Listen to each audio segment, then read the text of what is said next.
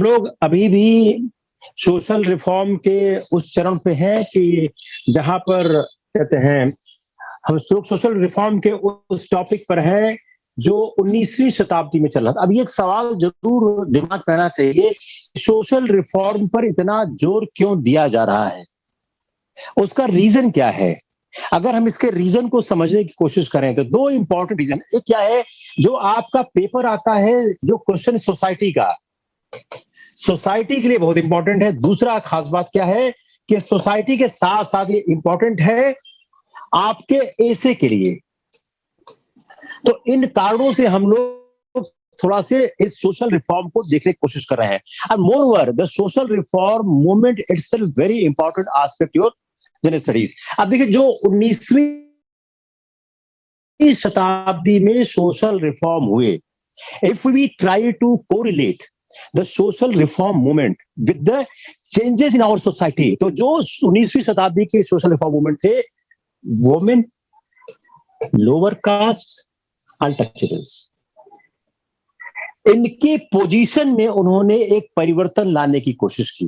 तो one of the impact of the 19th century social reform movement was to give a status to these persons. अब ये reformer चाहते क्या थे, इन्होंने इनिशिएट क्या किया जो उनका एफर्ट था। पहले तो आया एफर्ट, फिर आया legislation. If you remember my earlier lecture, I tried to explain you that it's reform within, reform through legislation.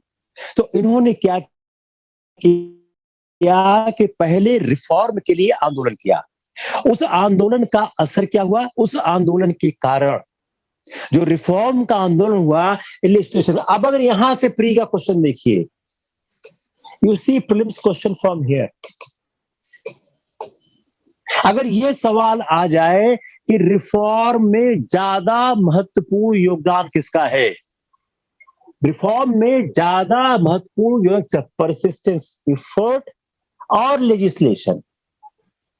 Just try to see this two very important aspect कि रिफॉर्म में ज्यादा महत्वपूर्ण योगदान किसका है। अगर आप इसको देखने की कोशिश करें तो शायद बहुत आराम से आपको दिख जाएगा कि जो रिफॉर्म था, उस रिफॉर्म का एक बहुत इंपॉर्टेंट एस्पेक्ट क्या था, जो इनका परसिस्टेंट एफर्ट था। देखिए लेजिस्लेशन से बहुत बड़ा परिवर्तन नहीं आता है।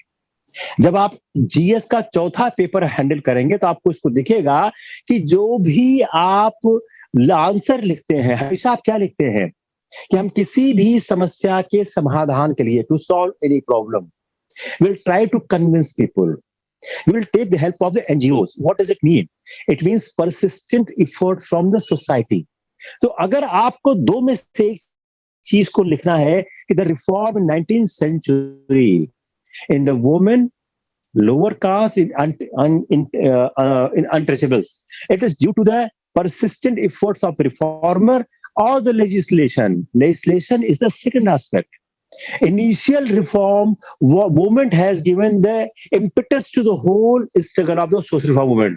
जो अर्लीस्ट रिफॉर्म था सती। अब इसको आप पीछे आके देखिए, सती के बारे में जो केशव चंद्र सेन, राजा राम मोहन राय ने जो सारी प्रक्रियाएं की, जो इन लोगों ने समाज में एक माहौल बनाया, उस माहौल में मदद किया 1829 के सती एबॉलिशन एक्ट के लिए। अब जो दूसरा इन्फेंट गर्ल किलिंग, अब इन्फेंट गर्ल किलिंग का आप चाहे जो भी आप कानून बना दें, उस कानून से उसकी हत्या नहीं रुक सकती है, क्योंकि घर के अंदर पैदा होती है, मारना चाहो मारी दो, क्या नवजात बच्चा है।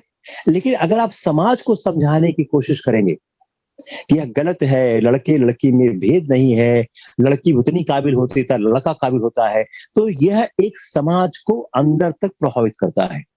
Again the question which I frame for prelims is supported by this. जो killing of infant girl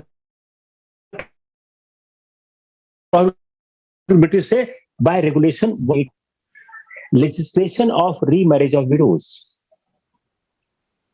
window remarriage act 1856। अब ये लैंडमार्क जो, अब ये क्या आपके मेंस का भी देखिए, आप यूसी फॉर मेंस, आप प्री के साथ साथ आप मेंस देखिए। कि 19वीं शताब्दी में महिलाओं के सुधार के क्या क्या कार्य किए गए। एक कार्य क्या हो गया, हमारे समाज में सुधार किया गया, reform within society, and we have taken certain steps to convince society, and with the same time the three important laws we have passed. Law number 1 sati law number 1, infant गर्भ law number 2, and remarriage of widow law number 3। अब देखिए पहले सवाल का फिर क्या answer आ रहा है, but this act did not make any significant change. Window के हालात में इस एक्ट ने कोई सिग्निफिकेंट चेंज नहीं किया। तो पंडित ईश्वर चंद्र विद्यासागर ने बंगाल में और विश्व शास्त्री ने वेस्टर्न इंडिया में अपना एफर्ट लगाया, propagating the issue of widow remarriage. अब again the first question which I started from the prelims, getting answer here. You are getting my point or not getting my point? The question which I generated, ये paragraph मैंने जो frame किया prelims में, दोनों को ध्यान रख के किया। तो अब एक और सवाल क्या बना कि किन किन लोगों ने विडो रीमैरिज में काम किया। पंडित विश्व चंद्र विद्यासागर, विष्णु शास्त्री एक ने किया बंगाल में, 20 ने किया वेस्ट इंडिया में, और उन्होंने इस इश्यू का एक विडो रीमैरिज एसोसिएशन बनाया गया बॉम्बे में 1886, प्रोफेसर डी के कर्वे। अब देखिए एक सवाल फिर बनाइए प्री का, इसमें से कौन कौन विडो रीमैरिज से संबंधित है, ए बी सी, इसी में डी कोई नाम और लिख दो आप जिसका विडो रीमैरिज से संबंध हो। इसका नाम लिख दो गोपाल हरि देशमुख, वो तो थे कोई और नाम लिख दो। चौथा नाम कोई डी लिख दो कि जिसने विडो रीमैरिज, डेविड हरे, चलिए एजुकेशन पे काम किए थे, या लिख दो डोरेजियो। अब सवाल क्या बना, who has worked on the widow remarriage, A Ishwar Chandra Vidyasagar, B Vishnu Shastri, C D K Karve. You are getting the framing of question. I am showing my displeasure on this parallel because you are not making any question for prelims. I keep telling, अगर आप सवाल बनाना नहीं सीखोगे आप 2027 से 2030 तक fail करोगे। जो 21 साल की उम्र का है अगले 10 साल तक फेल करेगा। आप जब तक सवाल बनाना नहीं सीखोगे, मेरी सारी टीचिंग जो भी बेहतर होती है मेरे हिसाब से उसका कारण क्या, मैं सवाल बनाता हूं। मैं पहले प्रीलिम्स के 200 सवाल बनाता हूं किसी भी टॉपिक पे। आप मेरे आज के लेक्चर में 200 सवाल प्रीलिम्स के होंगे और 10 सवाल के आसपास मेंस के बनाता हूं। उसके बाद मैं लेक्चर बनाना शुरू करता हूं। 2 सवाल में बहुत सवाल बहुत आसान इसी पैराग्राफ पे 10 सवाल आ जाएंगे, कुछ आसान होंगे कुछ टफ होंगे, लेकिन सवाल बगैर बनाए आपका सिलेक्शन नहीं हो सकता। उससे बेहतर एग्जाम मत दीजिए आप, उससे बेहतर बिल्कुल एग्जाम मत दीजिए। अगर एग्जाम देना है सवाल बनाना सीखिए। तो ये एक सवाल किस पे बना, आप देखिए इस पूरे आप देखिए मेंस को, how you can use it for the mains.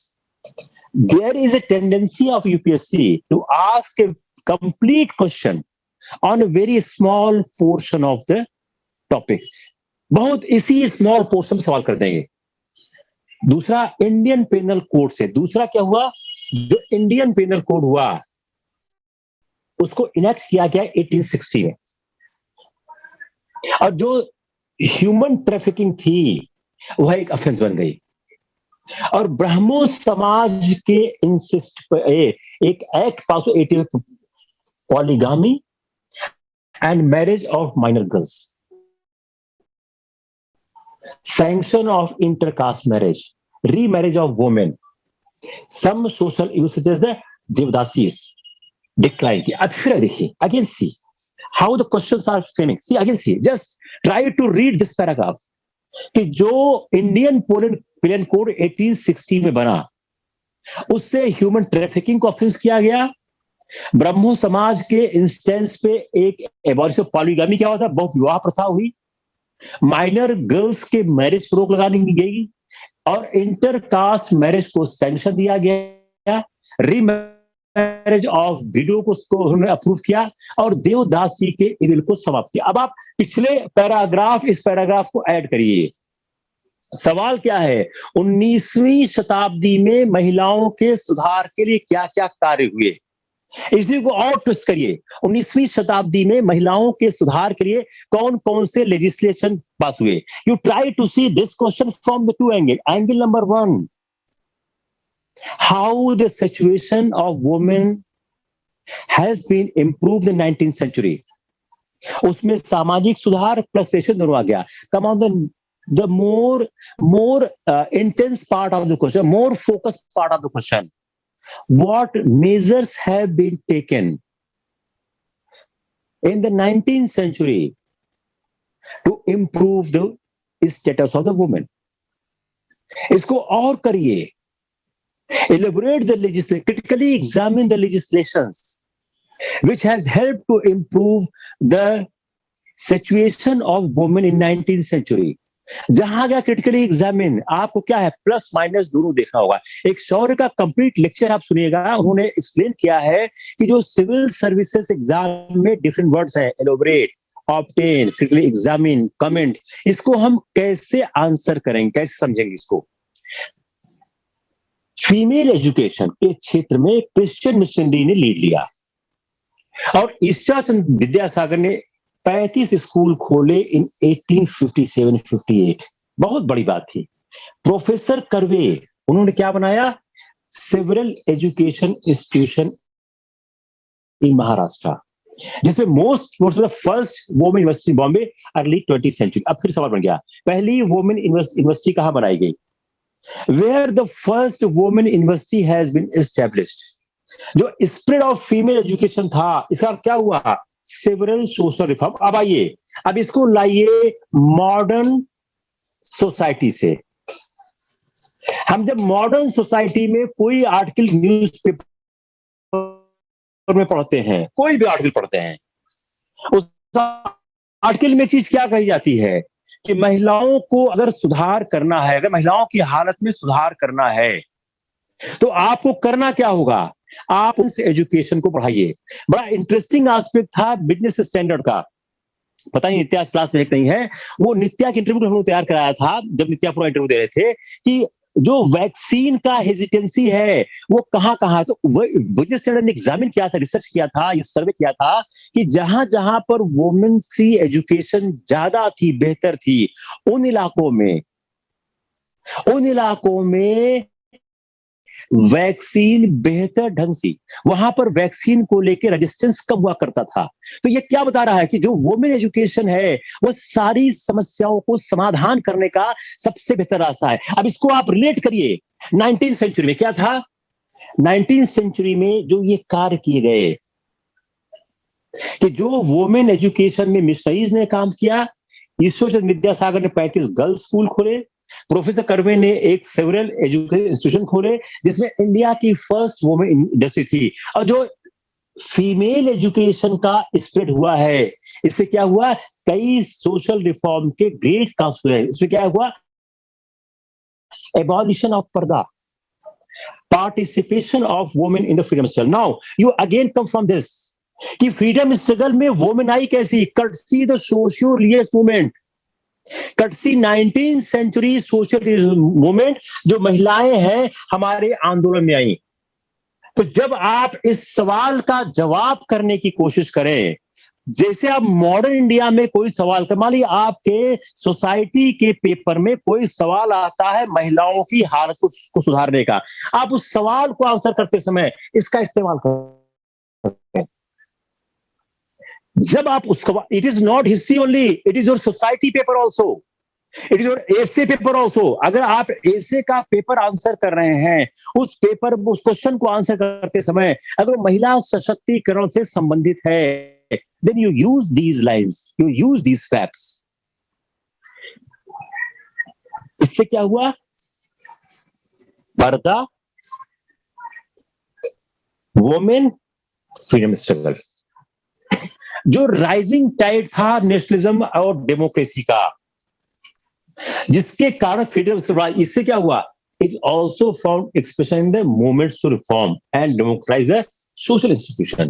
तो जो हमारा राष्ट्रीय आंदोलन आंदोलन था, जो हमारा नेशनल मूवमेंट था, जो हमारी डेमोक्रेसी और नेशनल अवेकनिंग हो रही थी, उसने भी फर्क किया। तो जो नेशनलिस्ट सेंटिमेंट्स थे, emergence of new economic forces, education, modern western ideas, increase awareness, इन्होंने क्या किया?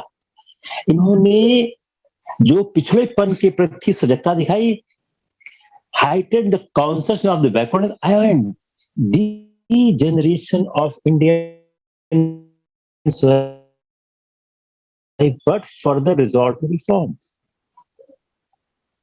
जो अब देखिए ये क्या है? It is a wordings to conclude. Wordings to conclude.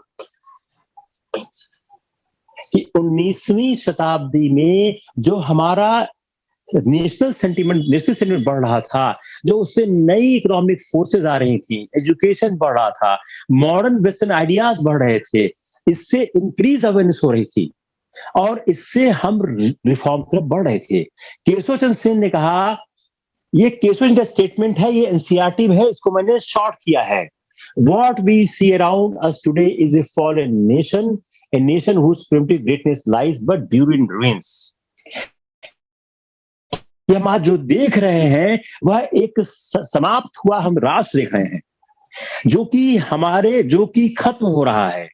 और स्वामी विवेकानंद ने भी यही बात कही है, पैथरिक कंडीशन इन पीपल। अब ये तो फिर इंपॉर्टेंट हो गए कि 19वीं शताब्दी में ईश्वर चंद्र विद्यासागर और विवेकानंद ने दोनों ने भारतीय समाज पर प्रश्न खड़े किए कि भारतीय समाज है, उस भारतीय समाज में बहुत समस्याएं किस तरह की हैं कि हम एक डीजेनरेटेड सोसाइटी के रूप में हैं। एक डीजेनरेटेड सोसाइटी के रूप में भारतीय समाज को उस तरफ दिखाई दे रहा है। अब जो लोग, अब आइए हम थोड़ा सा इसको देखते हैं सेक्शनल मूवमेंट में। अगर आप अपना सिलेबस देखें तो आपके सिलेबस में पर्सनालिटी, एरिया और सेक्शन ये भी एक पार्ट है। पर्सनालिटी, एरिया और सेक्शन ये भी एक पार्ट है आपके उसमें सिलेबस में। अब देखिए हम देखते हैं पर्सनालिटी, एरिया और सेक्शन को। नेचर, पहले लोअर कास्ट मूवमेंट्स, सोशल और कल्चरल अवेकनिंग का फायदा क्या हुआ, परिणाम क्या हुआ कि जो हमारा लोअर कास्ट था, जो हमारा ये सामाजिक सुधार आंदोलन था और जो हमारे वैसे एजुकेशन थे, तो सामाजिक सुधार जागरण, सामाजिक सांस्कृतिक जागरण और पश्चिमी शिक्षा का प्रभाव और लिबरल उदारवादी विचारधाराओं का समावेश, इसने सोशल मोबिलिटी को इंप्रूव किया। अब सोशल मोबिलिटी को कैसे इंप्रूव किया रहा है? जो नई अर्थव्यवस्था विकसित हो रही है, जो नया वर्ग विकसित रहा है और जो हमारे समाज में चेतना आ रही है, पश्चिमी शिक्षा का प्रभाव आ रहा है, उससे क्या हो रहा है? उससे हमारे समाज के तबके में परिवर्तन आ रहा है, मोबिलिटी आ रही है, सोशल मोबिलिटी आ रही है। अब इस सोशल मोबिलिटी को सर्टेन जो कुछ रिलेशन थे, caste disability revolution 1850, special marriage amendment act 1872, इसने हेल्प किया कि हमारे कास्ट का जो एक प्रभाव था, दुष्प्रभाव था, वो कम हो। ब्रिटिश लॉ ने जो एक प्रोक्लेम किया, इक्वलिटी ऑफ ऑल इंडियंस, इसने क्या किया? इसने एनफोर्समेंट किया, इसने एक रीइंफोर्समेंट किया। In reality have to reinforce the dominance of the upper caste. कैसे किया? Through policy of non interference this matters. Just side देखिए, अगेन यहां का फ्री का सवाल बन रहा है जो आपको गलत करा देगा। कैसे गलत कराएगा ये? Just see this paragraph.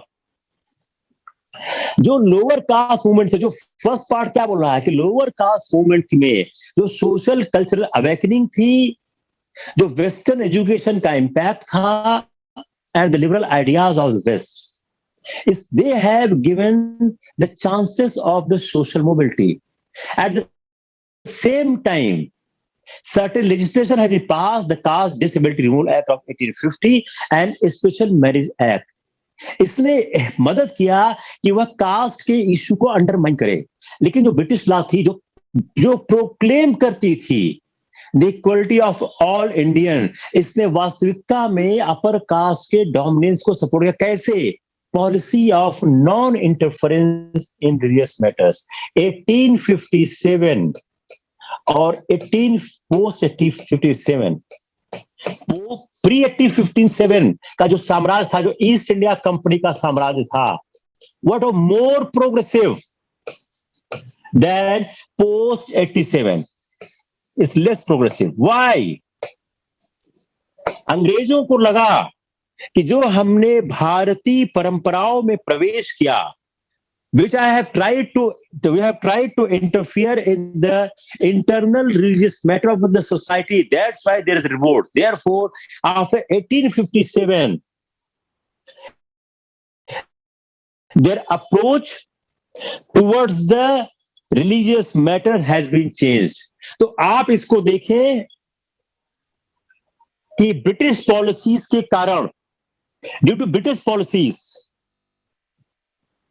Upper caste का डोमिनेंस बढ़ा। It's clear, not clear? Hope it's clear. अब आते हैं nature of the caste movement. हर चीज का नेचर समझने की आवश्यकता है, क्योंकि नेचर बहुत ज्यादा सवाल पूछा जाता है, नेचर लोगों को बहुत पसंद। Nature of the caste movement, जो कास्ट मूवमेंट अगर देखा जाए तो उस समय जो सेंसस हुआ 1931 में, उसमें जो डिप्रेस क्लास की पॉपुलेशन आ गई 1/5 of the total Hindu population. अब जो रिफॉर्मिस्ट और सोशल अवेकनिंग थे, ग्रुप थे, वो ज्यादा अपने आप के राइट एसर्ट करने लगे। अब दो टेंडेंसीज इंप्रूव करने की दिखने लग गई within the caste system. इसको कहते हैं reformative movement.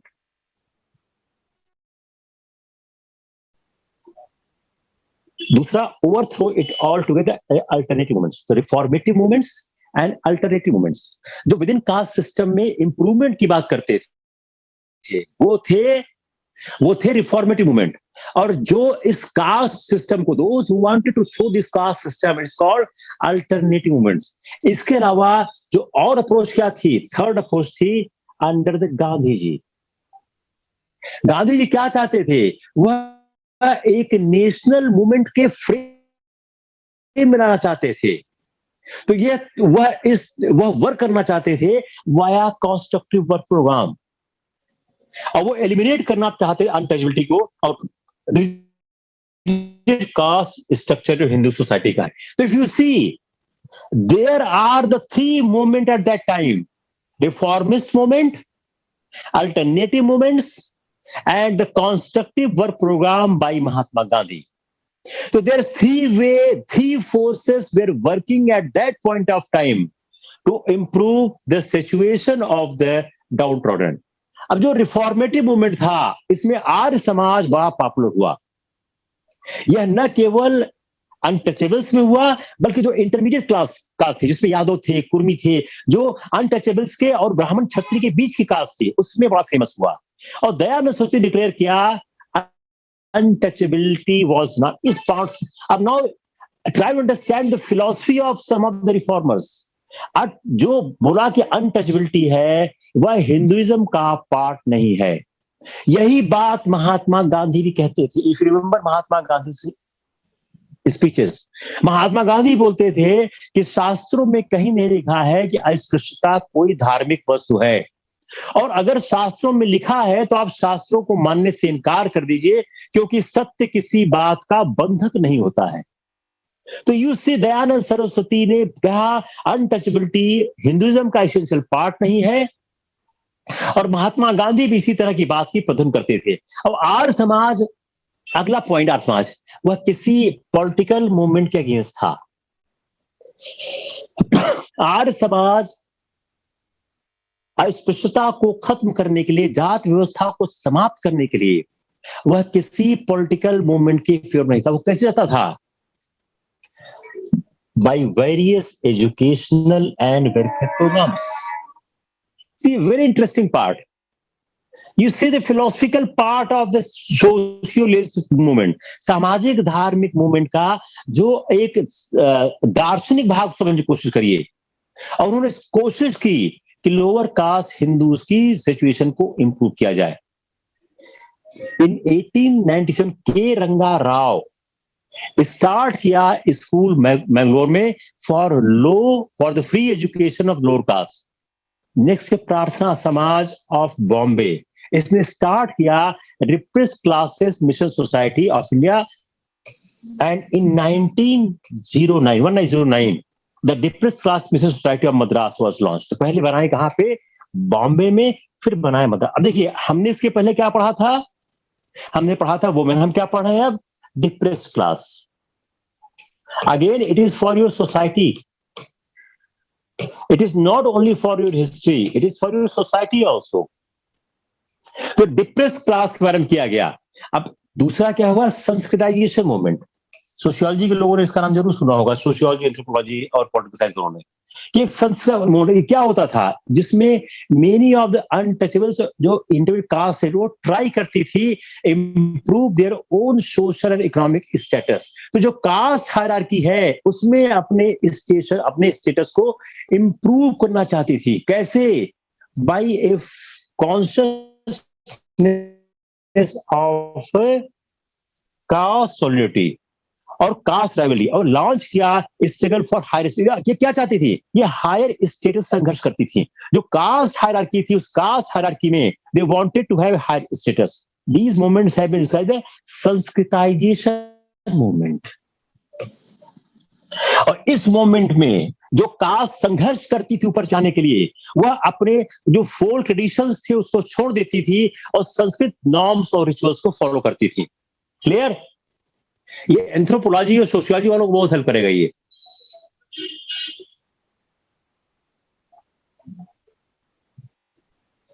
Clear? Not clear?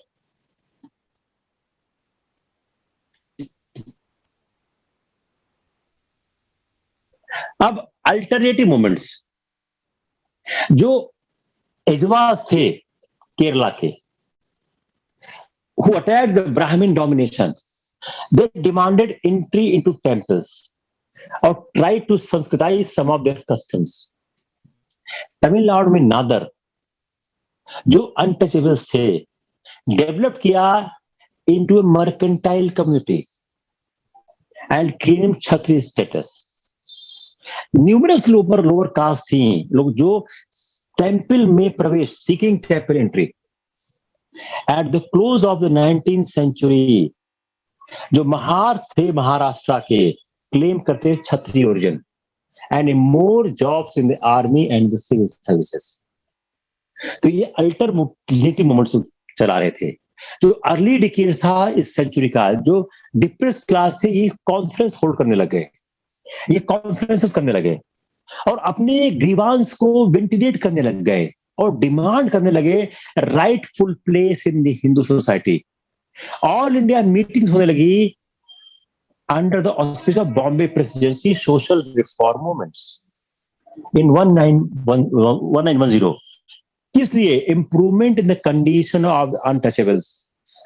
आप जब तक ये तथ्य नहीं लिखोगे, नंबर बिल्कुल नहीं मिलेगा। जनरल राइटिंग पर कोई आंसर नहीं मिलता है। आप जो भी राइटिंग करो उसका सपोर्ट दो। अगर आप सपोर्ट नहीं दे पाते हो, कोई मार्क्स नहीं मिलेगा।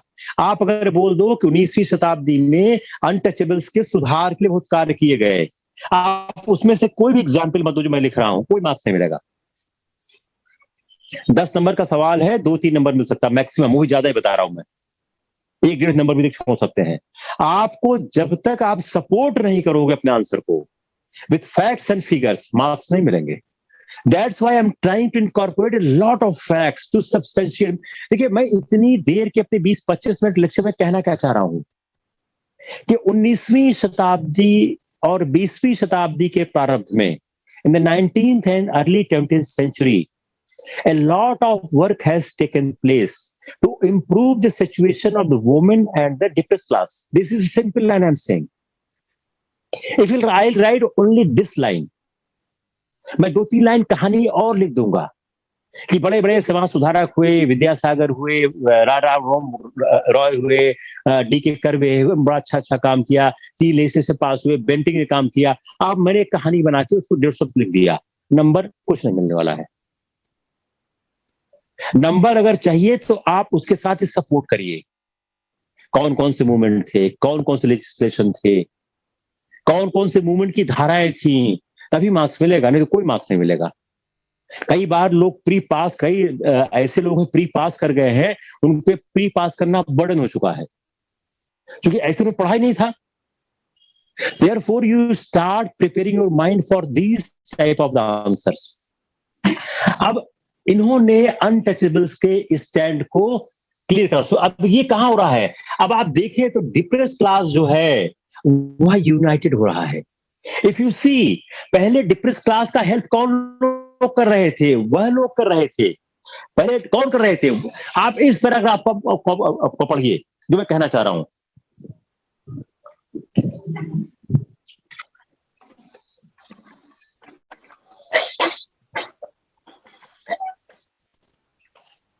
पहले डिप्रेस क्लास के लिए हेल्प कौन कर रहे थे? सामाजिक सुधारक कर रहे थे। अब क्या हो रहा है? And now they are started unifying the 20th century. They started unifying the first depressed class conference. It was organized in Bombay. दलित से और नॉन ब्राह्मण थे, वो प्रपोजल कर रहे थे फॉर सेपरेट इलेक्टोरेट। कांग्रेस ने अपनी पॉलिसी में, अगर आप कांग्रेस की नीति पढ़ेंगे, when I will reach the Congress, then I will reach when Congress started in 1885. In the initial phase, Congress was committed only to the political movements. Congress has clearly said we have no concern with the social movements. तो अगर आप देखें 1917 के बाद जब गांधी आ जाते हैं, तो गांधी के आने के बाद कांग्रेस की पॉलिसी में एक बड़ा महत्वपूर्ण परिवर्तन होता है और कांग्रेस अपनी पॉलिसी को रिवर्स कर देती है और पास करती है रेजोल्यूशन कि पीपुल है all disabilities imposed by customs and depressed class. You see, this is the change in the Congress policy. Just try to understand how the movement is going far ahead. Now the depressed class is being united and Gandhi has understood, the Congress has understood कि जब तक उसकी जो policy थी कि हम social reform को अपने एजेंडा से एक्सक्लूड करें, उससे वो चेंज करते हैं और वह अर्ज करते हैं कि हर आदमी को चाहिए कि वह उन कस्टम और ट्रेडिशंस को त्याग दे जो डिसेबिलिटी दे रहा है डिप्रेस क्लास को। और जो first all India depress class conference held March 1988 में, जिसमें कई पॉलिटिकल लीडर्स ने उसमें काम किया और an all India untouchable manifesto pass किया गया। और क्या हुआ? Not observe untouchable in every affairs. Untouchability को हम ऑब्जर्व, अनटचेबिलिटी को त्यागा जाएगा। In 1921 let's see how now we are progressing. अभी एक सवाल मैंने क्या बिल्डअप किया है, कांग्रेस का अनटचेबिलिटी में क्या योगदान है। अब आप एक सवाल समझने की कोशिश करिए। अगर सिर्फ इस बात पर सवाल आता है Congress and depress class movement, Congress and untouchability, Congress and social reform, इस टाइप का सवाल आता है, तो now you started guessing the answer कि कांग्रेस ने 1921 में अपील किया हिंदू से रिमूवल ऑफ अनटचेबिलिटी। पहला फैक्ट क्या आया कि कांग्रेस ने अपने 19 Congress and untouchability, Congress and depress class movement, try to bring our answer from there. तो पहला आंसर स्टार्ट कहां से हो रहा है? You see from where answer is being started 1970। फिर क्या किया, कांग्रेस ने अपनी पॉलिसी रिवर्स की, नंबर 2। नंबर 3, डिप्रेस क्लास जो कॉन्फ्रेंस हुआ, प्रोमिनेंट लीडर ने पार्टिसिपेट किया। अब आई पॉइंट नंबर 4, 3 हो गया, come on the 4th point. 1921 Congress ने अपील किया सारे हिंदू से कि वह अनटचेबिलिटी को रिमूव करने के लिए काम करें। 1922 अपॉइंट किया एक कमेटी कि जो एक स्कीम फॉर्मुलेट करे जिसमें प्रैक्टिकल मेजर्स लिए जाएं, bettering the conditions of so-called untouchables throughout the country. You see, the movement is taking the national frame. Very important change in the untouchability ideas. जो सोशियोलॉजी के उनके लिए बड़ा इंपॉर्टेंट टॉपिक है, very important for the sociology और anthro.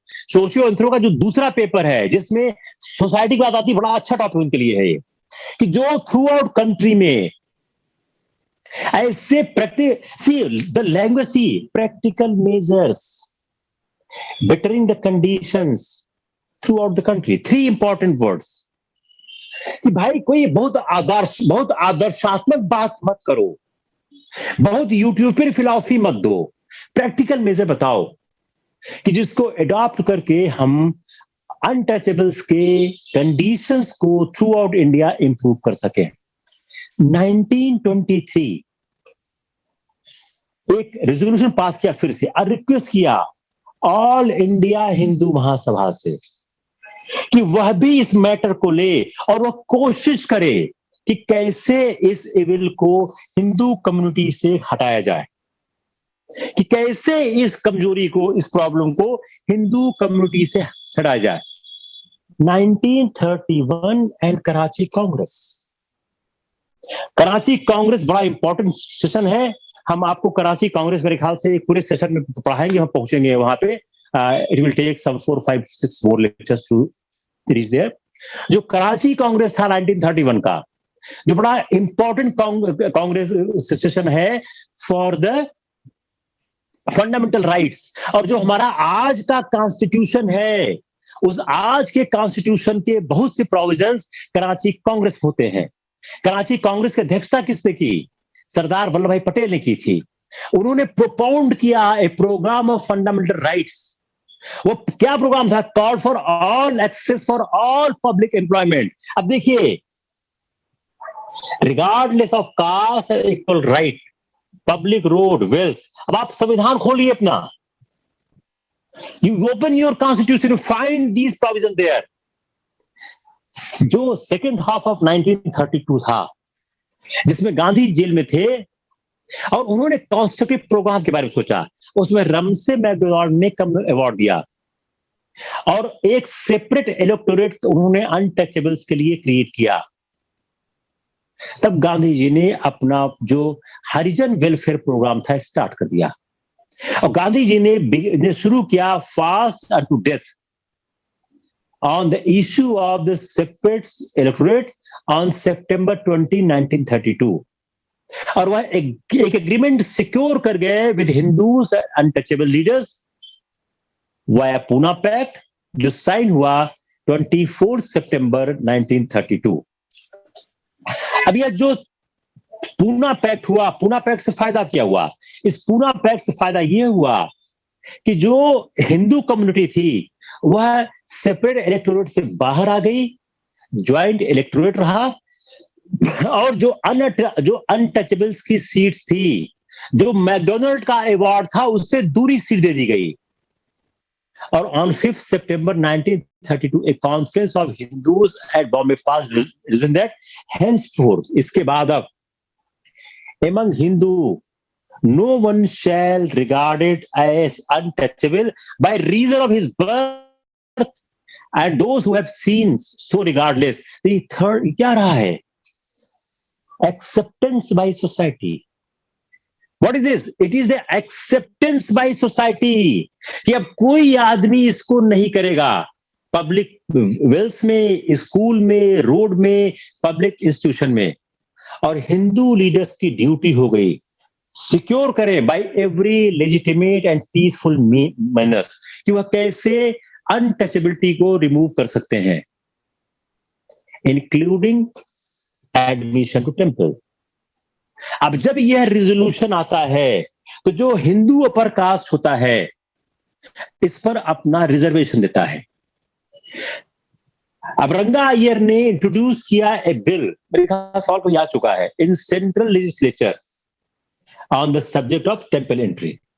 A similar type of bill introduced in Madras and Bombay legislature. See how the system is being changed. अब बड़ौदा और Travancore states ने प्रोक्लेम किया टेम्पल एंट्री इन 1933 एंड 36। अब यहां से क्या है टेम्पल एंट्री। टेम्पल एंट्री, अगर आपसे सवाल पॉइंटेड किसी बात पे पूछा जाए तो आप ट्रैप ना हो। इट इज माय इंटेंशन कि किसी छोटे से भी मुद्दे पर सवाल पूछा जाए तो आप पास 100 शब्द होना चाहिए। अब यहां से गांधी जी का चेंज होता है। 1932 के बाद गांधी जी अपना सारा काम करते हैं Harijan uplift. Now I am starting the Gandhi ji and the Harijan reform movement. Harijan अब आप इसकी स्टार्ट कहां से करोगे? रैमजे मैकडोनाल्ड से स्टार्ट करोगे। 1917 में गांधी के आगमन से लेकर आ जाओ रैमजे मैकडोनाल्ड तक। अब now we start the particularly the Gandhian movement, कि उनका प्रिंसिपल कंसर्न हो गया। इन्होंने all India anti touchability league बनाया, हरिजन सेवक संघ फॉर्म किया। For what? Improving the lot of untouchables. देखिए इसको याद करिएगा, अगर आए हिंदू हरिजन सेवक संघ क्यों बनाएगा? दो इशू है, improving the lot of untouchables and providing medical education facilities. In 1933 he founded weekly Harijan, और जो वीकली हरिजन था इसमें एवरी वीक हरिजन पब्लिश करता था a long list of the temples, wells and schools, और थ्रू ओपन करता था to untouchables and reported other humanitarian and constructive work. Gandhi ji ने 12,500 माइल की हरिजन यात्रा की बिटवीन 1933 एंड अगस्त 14। तकरीबन सवा साल में गांधी ने 12,500 माइल पैदल चले फॉर हरिजन्स। अब कांग्रेस गवर्नमेंट जब 1937 में आती है सत्ता में, तो the government did a lot useful work for the elevation of the depressed class. The Congress government of Bombay and Madras pass temple entry bill. तो टेम्पल एंट्री बिल आप याद कर सकते हो, temple entry bill, education, free education different classes, यह introduce किए गए बिहार कांग्रेस में। Support and backing of very last Harijans in many part of the country. By late 30s and 40s all India किसान सभा थी, ऑल इंडिया किसान सभा, यह भी फोर्स हो गई थी सेवरल एरियाज में, बिहार, आंध्रा, केरला, और इसने कॉन्सर्ट एफर्ट किया to evolve an anti feudal program. और इस इंटर प्रोग्राम ने in the interest of the poor किया, जिसमें इंक्लूड था अनटचेबल्स के स्टेटस को इंप्रूव करना। सेल्फ रिस्पेक्ट मूवमेंट बहुत आता है ये तमिलनाडु में, और रेडिकलाइजेशन ऑफ एजवास इन केरला। इसमें लार्ज सेक्शन ऑफ रेडिकल जो लेफ्ट विंग थे, एथीस्ट थे, उन्होंने इस पे काम किया। Baba Saheb Ambedkar. Now come on from Gandhi, we should move on the Baba Saheb Ambedkar. Let's see a few work done by Baba Saheb Ambedkar. वो उनका काम क्या था, उनका थॉट क्या था?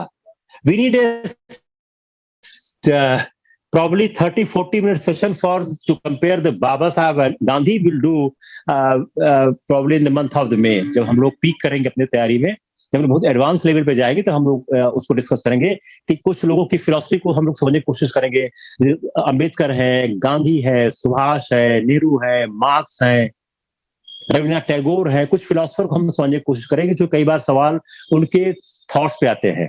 तो बाबा साहब अंबेडकर के थॉट क्या थे?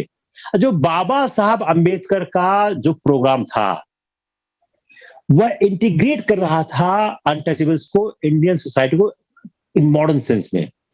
तो बाबा साहब का खास बात क्या थी? वो ट्रेडिशनल वे में काम नहीं कर रहे थे, मॉडर्न सेंस कर रहे थे। उनका मॉडर्न सेंस क्या था? एजुकेशन, ये उनका था, ये दिस, नोट डाउन दिस, लिखिए आप इसको, कि जो बाबा साहब का प्रोग्राम था, उस प्रोग्राम का महत्वपूर्ण तथ्य क्या था? कि वह जो अनटचेबल्स का प्रोग्राम कर रहे थे, वह मॉडर्न थॉट्स पे कर रहे थे, वह ट्रेडिशनल वे में नहीं कर रहे थे। किस पर आधारित था? Education and exercise of legal and political rights and refusal to perform the demeaning traditional caste duties. जो बाबा साहब का आंदोलन था, उसने एक ऑल इंडिया ऑर्गेनाइजेशन शेप लिया और rejection of all forms of feudal bondage. अगला आप इसको लिखिए, राइट ऑन, जो इंपोज किया गया था दलित पे। अगला देखिए, मास कैंपेन, डिमांड, सबसे बड़ा उनके पास हथियार था कि अगर आप हमको नहीं दोगे, हम डिमांड करेंगे सेपरेट एडोक्रेट को। Burning of Manusmriti, breaking of caste restriction, wearing of prohibited colours like red. अब नाउ इसको आप बनाइए अपने प्रीलिम्स के क्वेश्चन में, A, B, C, D, E, F, G. ये तो हो गए फैक्ट।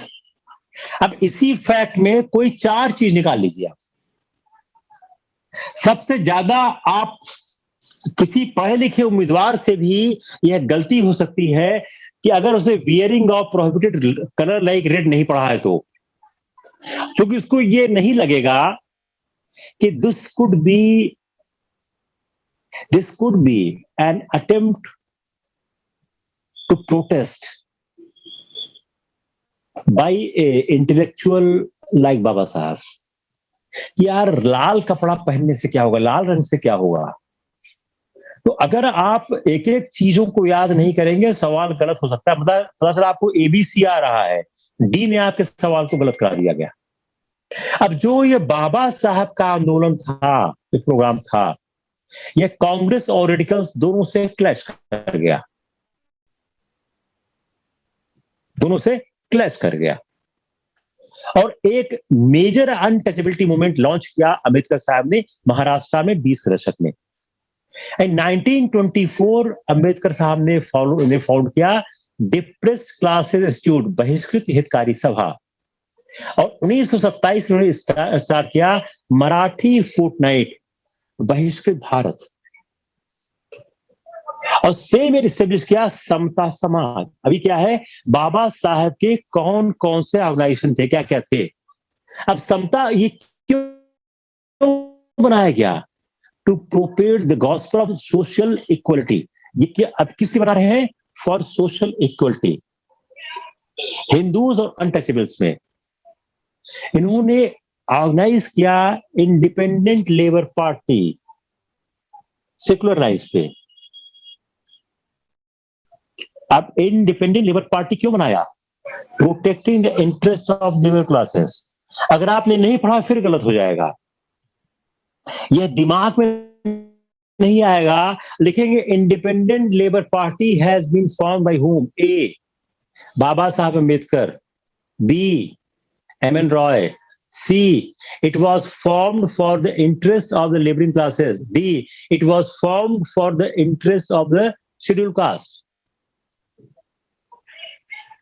अब आप देखिए लेबरिंग क्लासेस क्या रहा है, जो लेबरिंग क्लासेस थे वो ज्यादातर निचले तबके के थे। यहां आप देखें तो उनकी टेंडेंसी थी कि सारे लेबरिंग क्लासेस को, जिसमें अछूतों का और वर्ग भी होता है, सबको हम यूनाइटेड करने की कोशिश करें।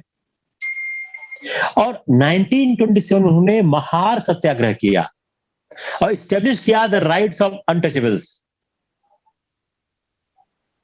अनटचेबल्स के राइट को उन्होंने सामने लाने की कोशिश की। अब उन्होंने ऑर्गेनाइज किया temple entry movements. Like Parvati temple satyagraha 1928 में,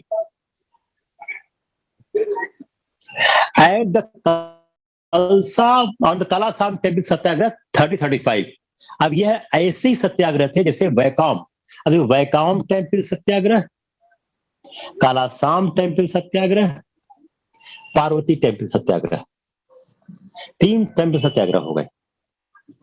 मान लो एग्जामिनर ने आपको परेशान करना था, टेम्पल निकाल दिया, पार्वती सत्याग्रह, कलसाम सत्याग्रह, वैकाम रोड सत्याग्रह, गुरुवायूर सत्याग्रह, 4 लिख दिया। इसका संबंध किससे है? उसने बी से टेम्पल निकाल दिया, पार्वती सत्याग्रह, कालासाम सत्याग्रह, वैकॉम सत्याग्रह एंड गुरुवार सत्याग्रह, इस संबंध किससे है? आप थोड़ी कहोगे कि आपने टेम्पल क्यों हटा दिया। जो राउंड टेबल कॉन्फ्रेंस 1930-31 में, उसमें डॉक्टर अंबेडकर इमर्ज हुए, एक मेजर लीडर डिप्रेस क्लास के, और ही टुक ए सेपरेटिस्ट स्टैंड। डॉक्टर अंबेडकर अकेले आदमी थे जिन्होंने ऑल 3 राउंड टेबल कॉन्फ्रेंस में पार्टिसिपेट किया था। He is only person.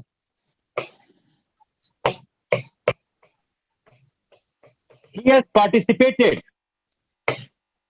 as the representative of the depressed class, and उन्होंने स्टैंड लिया कि हमको अलग दर्जा दिया जाए, हमको कॉन्स्टिट्यूशन सेफगार्ड किया जाए, और उन्होंने डिमांड किया सेपरेट इलेक्टोरेट की, जिसमें गांधी का अंबेडकर का संघर्ष हुआ। और कई बार अंबेडकर ने लिखा है कि मेरे साथ पूना पैक्ट में न्याय नहीं किया गया। इन 1942 अंबेडकर ने फाउंड किया शेड्यूल कास्ट फेडरेशन।